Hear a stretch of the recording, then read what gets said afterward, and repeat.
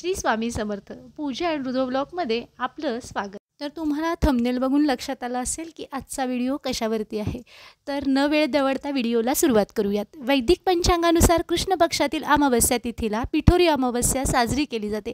यंदा पिठोरी अमावस्या ही 22 ऑगस्ट 2025 रोजी सकाळी 11:55 सुरू होणार आहे आणि 23 ऑगस्ट 2025 रोजी सकाळी 11:35 समाप्त होणार आहे। उदय तिथीनुसार 23 ऑगस्ट रोजी अमावस्या तिथी साजरी करण्याची तारीख आहे, कारण ही सूर्योदयाची वेळ आहे। तर जाणून घेऊयात पिठोरी अमावस्येबद्दल। श्रावण संपताना पिठोरी अमावस्येचे हे व्रत येते। या व्रताचं अत्यंत महत्त्व आहे। पिठोरी अमावस्या जी आहे ती विवाहित स्त्रिया आपल्या मुलांसाठी ठेवतात। देशातील अनेक राज्यांमध्ये याला पोळा अमावस्या देखील म्हणतात। पिठोरी अमावस्येबद्दल सर्वात आधी देवी पार्वतींनी हे व्रत इंद्रदेवांची पत्नी शची हिला सांगितले की हे व्रत केल्याने मुलांच्या जीवनात सुखसमृद्धी राहते, त्यांना शौर्य प्राप्त होते। या दिवशी सकाळी लवकर उठून स्त्रियांनी पवित्र नदीत स्नान करण्याची परंपरा आहे, पण तसे शक्य नसल्यास गंगेचे पाणी अंघोळीच्या पाण्यात मिसळून स्नान करावे। नंतर सूर्याला अर्घ्य द्यावा। दररोजप्रमाणे देवाची पूजा करावी। तसेच अमावस्या तिथी ही पितरांची स्थिती देखील मानली जाते, म्हणून या दिवशी पिंडदान आणि तर्पण करून पितृदोष दूर करण्याची प्रथा आहे। या दिवशी गरीब व गरजू लोकांना चपला, छत्री, शाल, कपडे व इतर वस्तू दान कराव्या। तसेच शक्य असल्यास पुरी, भाजी, शिरा तयार करून गरीब लहान मुलांना खाऊ घातल्यास पुण्य प्राप्त होते। पिठोरी अमावस्ये दिवशी 64 देवीची पूजा आराधना केली जाते। याचं खूप महत्त्व आहे। त्याचसोबत कुटुंबाची आणि मुलांच्या खुशालीची, त्यांना दीर्घायू प्राप्त व्हावं अशी ही प्रार्थना केली जाते। पिठोरी अमावस्येची योगिनींची 64 योगिनींची पूजा कशी करायची हे बघूयात। खूप ठिकाणी ह्या दिवशी पिठाने म्हणजेच कणकेने देवी प्रतिमा तयार केली जाते।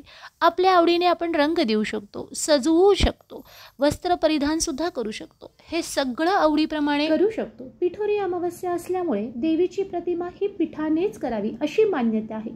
देवी दुर्गेला योगिनी रूपात पूजतात, म्हणून प्रत्येक देवी अर्थात 64 योगिनींची पूजा ह्या दिवशी केली जाते।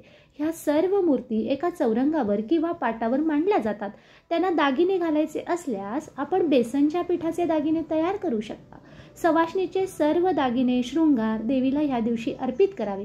पण आता खूप ठिकाणी पिठाच्या देवीच्या प्रतिमा करण्याऐवजी देवीची छापील एकाच पानावर चित्रे बाजारात मिळतात। या देवीची चित्रांची पूजा विधीपूर्वक करताना त्यावर हळद, कुंकू, अक्षदा, हार, आघाडा, 108 मण्यांची गेजावस्त्र अर्पण करावी। पूर्ण विधीपूर्वक पूजा झाल्यानंतर आरती करावी, देवाला नैवेद्य दाखवावा।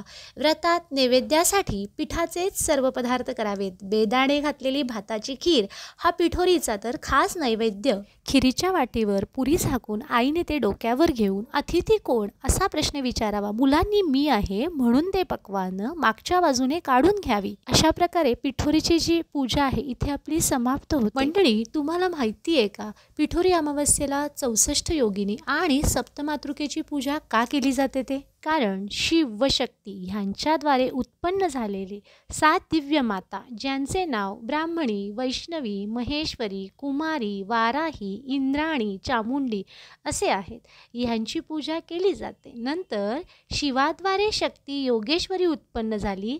या देवीला 8वे स्थान प्राप्त झाले, म्हणूनच पिठोरी अमावस्येला 64 योगिनी आणि सप्तमातृकेची पूजा केली जाते। पिठोरी अमावस्येचं महत्त्व असं आहे की ह्या दिवशी उपवास करून पूजा केल्याने अपत्य प्राप्ती होते। ज्या माता हे व्रत करतात त्यांच्या मुलांना दीर्घायुष्य लाभते, त्यासोबतच उत्तम आरोग्यसुद्धा त्यांना लाभते।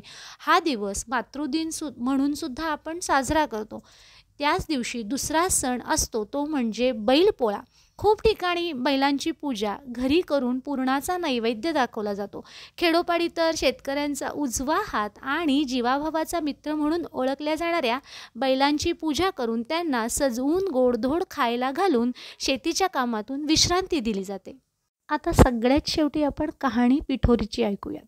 आटपाट नगरामध्ये एक ब्राह्मण राहत होता. त्याच्या घरी श्रावणातल्या अवसेच्या दिवशी दरवर्षी बापाचे श्राद्ध असे. त्या दिवशी सकाळपासूनच त्याच्या सुनेचे पोट दुखू लागे व ब्राह्मण जेवावयास बसण्याच्या वेळेस ते बाळंत होऊन पोर मरून जाईल असे झाले. म्हणजे ब्राह्मण तसेच उपाशी जात. असे 6 वर्ष झाले. 7व्या वर्षीही असेच झाले. तेव्हा सासरा रागवला.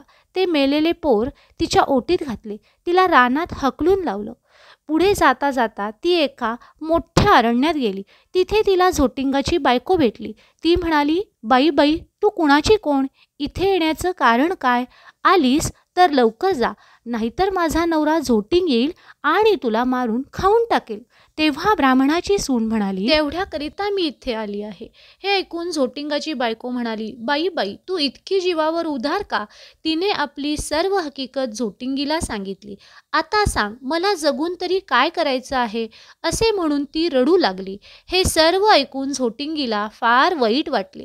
तिला म्हणाली, तू भिवू नको, घाबरू नको, अशीच थोडीशी पुढे जा. तिथे तुला एक शिवाचे लिंग दृष्टीस पडेल. बेलाचे झाड लागेल. तिथे एका झाडावर बसून राहा. रात्री नागकन्या, देवकन्या, 7ही अप्सरा बरोबर घेऊन तिथे पूजेला येतील.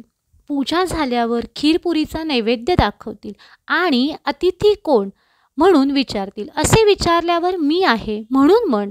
त्या तुला पाहतील. कोण, कुठची म्हणून चौकशी करतील. तेव्हा तू सगळी हकीकत त्यांना सांग. ब्राह्मणांच्या सुनेने बर म्हटले. तिथून निघून ती पुढे गेली. तो एक बेलाचे झाड दिसले. उभी राहून इकडे तिकडे पाहू लागली. जवळ एक शिवलिंग दृष्टीस पडले.